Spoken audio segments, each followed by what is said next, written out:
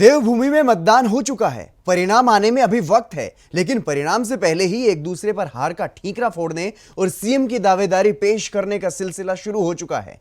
अब कांग्रेस नेताओं को अपनी जीत सुनिश्चित लग रही है तो पूर्व सीएम हरीश रावत ने बड़ा बयान देकर सियासी गलियारों में एक नया शगुफा छोड़ दिया है, जिससे कांग्रेस को परेशानी हो सकती है। क्या है पूरा मामला, इस रिपोर्ट में आप देखिए।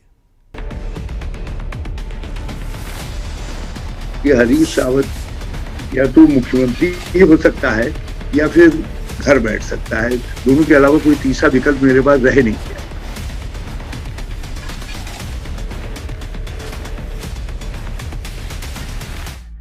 देवभूमि में मतदान के बाद भी सियासी तापमान कम नहीं हो रहा है। अब सियासी दलों के भीतर घमासान मचा हुआ है।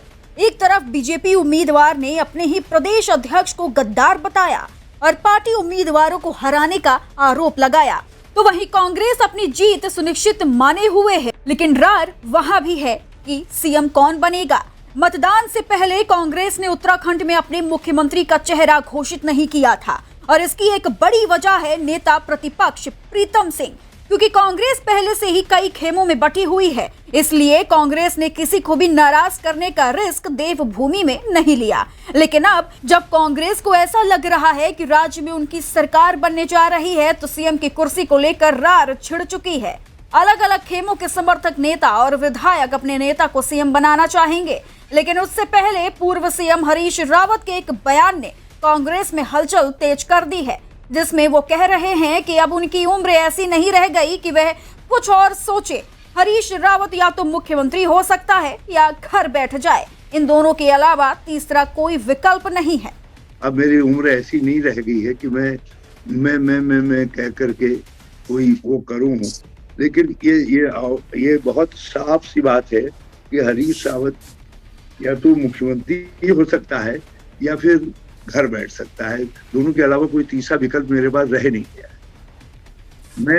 मैं यदि हूं तो फिर मैं अपनी सोच के उत्तराखंड के अनुसार, ठीक है, मैं उसमें सबकी सोचों को समावेशित करूंगा, एडजस्ट करूंगा, लेकिन कहीं कहीं पर इसेंस जो रहेगा उसका वो मेरी सोच रहेगी। तो मैं अब इस समय केवल पद के लिए अपनी सोच को कंप्रोमाइज नहीं कर सकता या उसको छोड़ करके नहीं यार अपना काम निकालो जैसे करो, ये इसमें नहीं कर सकता।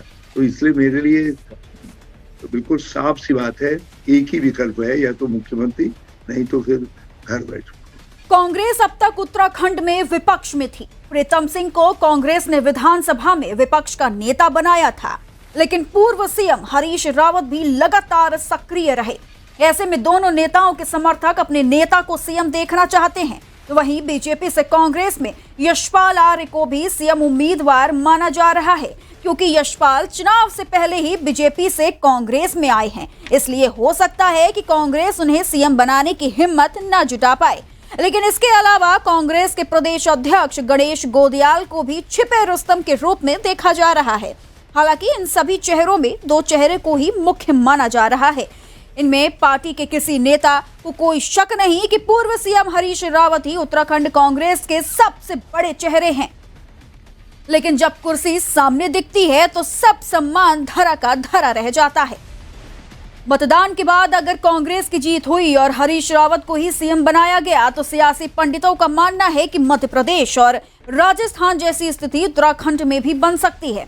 वहीं एक पक्ष का ये भी मानना है कि मुश्किल वक्त में पार्टी के साथ खड़े रहने वाले हरीश रावत जैसे बड़े नेता को नाराज नहीं करना चाहेगी।